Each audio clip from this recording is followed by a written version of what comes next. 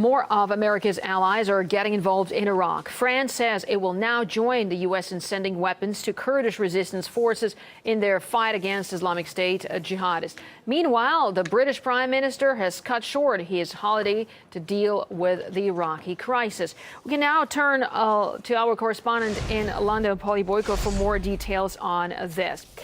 Well, Polly, do tell us why this rapid European response taking place now.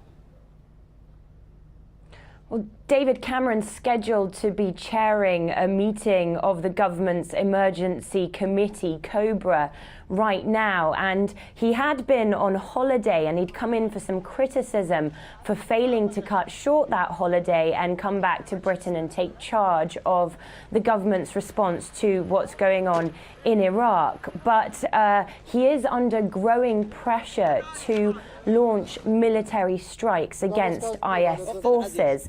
A number of politicians here have been speaking in favor of stepping up Britain's involvement in Iraq, and the media has been talking extensively about the threat posed by IS forces' advance through the country. But at the moment, British involvement has been limited to humanitarian assistance, so aid drops over northern Iraq on a mountain there where tens of thousands of refugees are trapped with no food and no water. And the Ministry of Defence also in the past 24 hours have said that they're sending some helicopters to try and rescue refugees from the area. But yesterday, RAF Tornado jets were sent over to Cyprus and then on to Iraq. Now, the Ministry of Defence has reiterated that it was just a humanitarian mission, but given the choice of these jets, that can be stepped up very, very quickly. These